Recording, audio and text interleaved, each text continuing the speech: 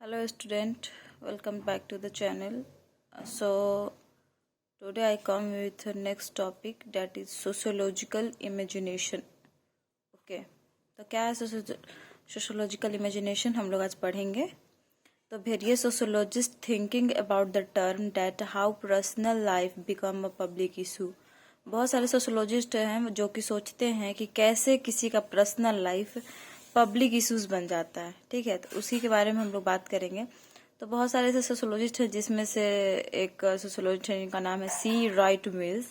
ठीक है, वो कहते हैं कि rest his vision in the unravelling of how the personal and public are related. वो अपने मतलब कि जीवन के रेस्ट लाइफ जो होता है वो इसी के विजन में बिता दिए कि कैसे मतलब पर्सनल लाइफ पब्लिक इशू से रिलेटेड है. ठीक है, तो sociological imagination enable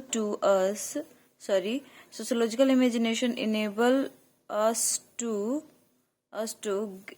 grasp history and biography and the relation between the two within a society.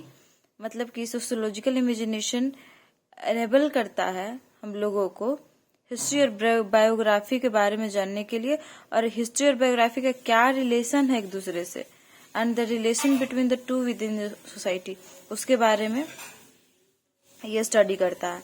And the fact of contemporary history are also fact about the success and the failure of individual either men and women. That means कि ये इस फैक्ट पे भी बात करता है, the fact of contemporary history. Contemporary मतलब कि होता है प्रेजेंट डे के टाइम का वो करता है. ठीक है, तो ये भी एक फैक्ट है कि are also of that the success and the failure of the individual. मतलब कि इंडिविजुअल का सक्सेस और फेल्यूर, इंडिविजुअल में कुछ भी आ सकता है, इधर वो मेन हो या फिर वो वुमेन हो. ठीक है, उनके सक्सेस और फेल्यूर के बारे में वो स्टडी करता है या फिर बताता है. तो हम लोग देखेंगे कि कैसे हिस्ट्री और बायोग्राफी का रिलेशन है. तो हिस्ट्री क्या चीज के बारे में स्टडी करता है, पास्ट के बारे में, और बायोग्राफी रिलेटेड है लाइफ के बारे में. मतलब कि जो चीज हम लोग कर चुके होते हैं अपने लाइफ में, जो पास्ट में कर चुके होते हैं, तो वो हो गया हिस्ट्री. ठीक है, और बायोग्राफी हो गया कि हमारे लाइफ से रिलेटेड है. ठीक है, हम कुछ भी ऐसा काम करेंगे जो हमारे ओवरऑल लाइफ में इम्पैक्ट पड़ेगा ही पड़ेगा. तो कैसे ये दोनों का रिलेशन है. Suppose if a society is agrarian. ठीक है, एग्जाम्पल से समझिए कि कोई सोसाइटी एक एग्रेरियन सोसाइटी है. ठीक है, जहाँ पे all production and consumption depend on the agriculture, जहाँ पे सारी प्रोडक्शन और कंजप्शन एग्रीकल्चर पे डिपेंड करता है. So that and after long time that society get industrialise, then farmer become workers and feudal lord become businessman.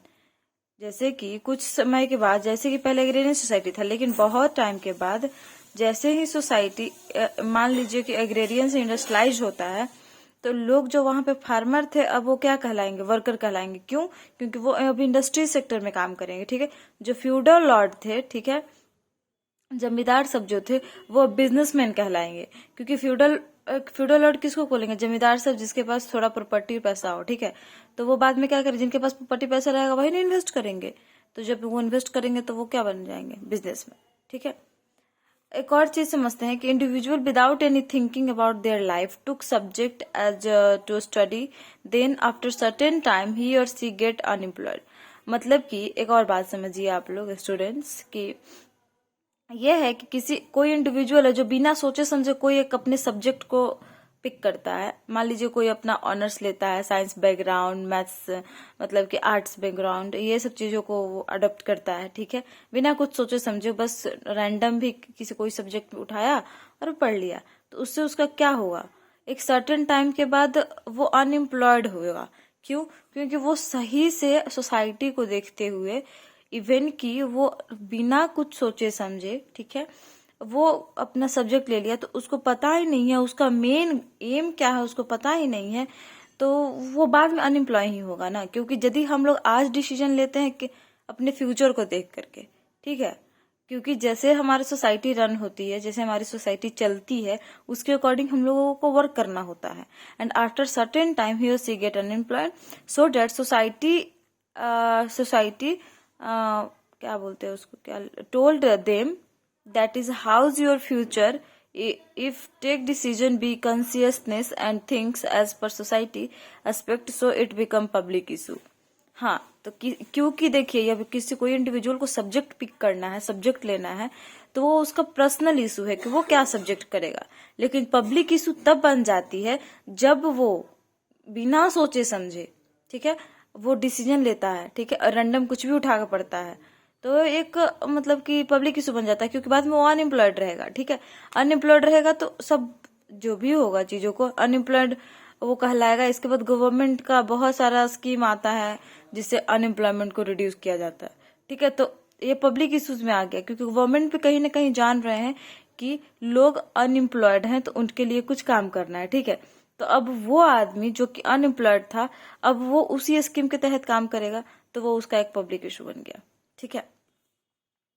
इसके बाद एक और एग्जांपल है कि Indira Awas Yojana major scheme by the government to construct houses free of cost for the poor and homeless.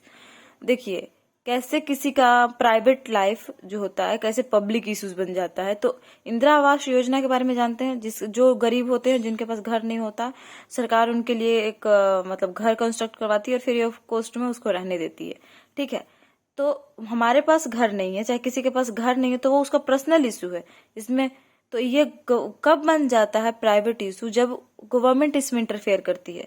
और government Indira Awas योजना के तहत उन लोगों के लिए होम बनवाया, हो सकता था कि वो नहीं भी बनवाता, लेकिन क्योंकि गवर्नमेंट का ऐसा रिस्पॉन्सिबिलिटी है अपने सिटीजन को लेकर के, तो उसको करना ही है। तो बाद में वही जो उसका प्राइवेट इशू किसी इंडिविजुअल का है वो बन जाता है पब्लिक इशूज, ठीक है। Means individual may be poor और homeless, so it is a personal problem of that individual and later it become a public problem because we won't be part of poor society, so this scheme government came that is public issue।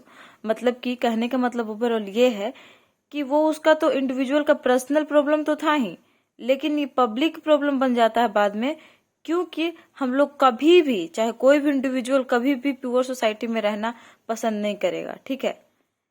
तो जब free of cost में उसके लिए घर बनेगी तो वो उस स्कीम का फायदा उठाएगा, ठीक है। तो वो किस चीज में आ जाएगा, वो पब्लिक इश्यूज में आ जाएगा, ठीक है।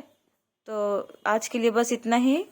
और यदि आपको समझ में आया अच्छे से तो प्लीज कमेंट कीजिएगा, एंड कोई भी किसी तरह का प्रॉब्लम हो तो please share with your views, ठीक है। And please do subscribe like to my channel, and thanks for watching, bye bye.